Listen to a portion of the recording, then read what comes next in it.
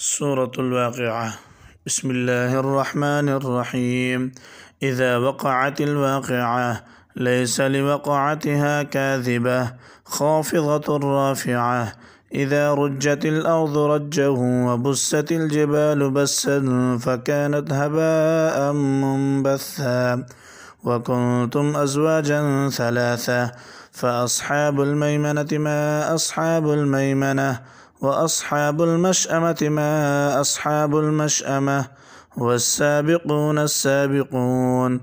أولئك المقربون في جنات النعيم ثلة من الأولين وقليل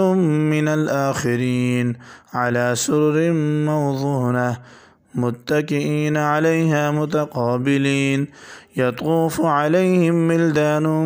مخلدون بأكواب وأباريق وكأس من معين لا يصدعون عنها ولا ينزفون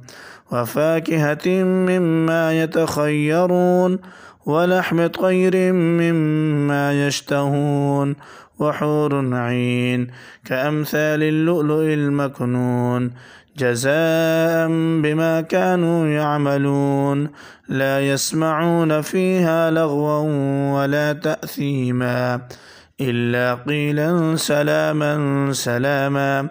وأصحاب اليمين ما أصحاب اليمين في سدر مخضود وطلح منضود وظل ممدود وماء مسكوب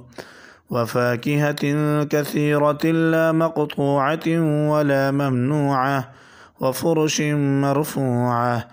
إنا أنشأناهن إنشاء فجعلناهن أبكارا عربا أترابا لأصحاب اليمين ثلة من الأولين وثلة من الآخرين. وأصحاب الشمال ما أصحاب الشمال في سموم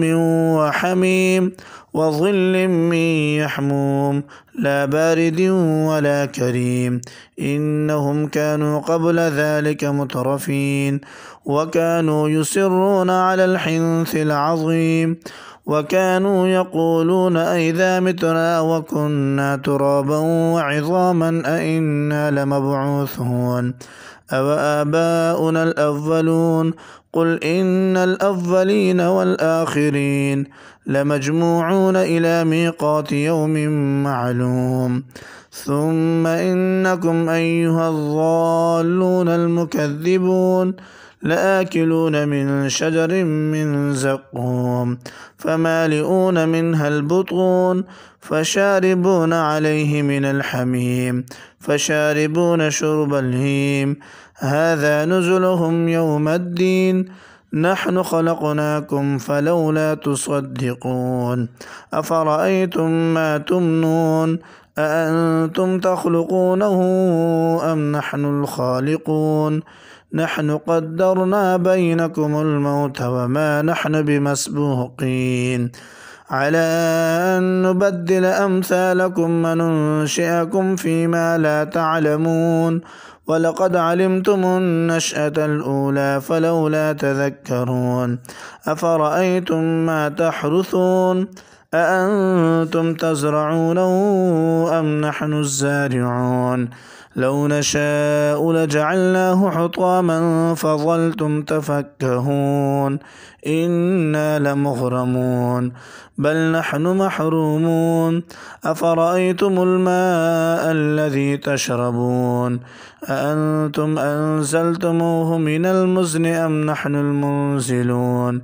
لو نشاء جعلناه أجاجا فلولا تشكرون أفرأيتم النار التي تورون أأنتم أنشأتم شجرتها أم نحن المنشئون نحن جعلناها تذكرة ومتاعا للمقوين فسبح باسم ربك العظيم فلا أقسم بمواقع النجوم وإنه لقسم لو تعلمون عظيم إنه لقرآن كريم في كتاب مكنون لا يمسه إلا المطهرون تنزيل من رب العالمين أفبهذا الحديث أنتم مدهنون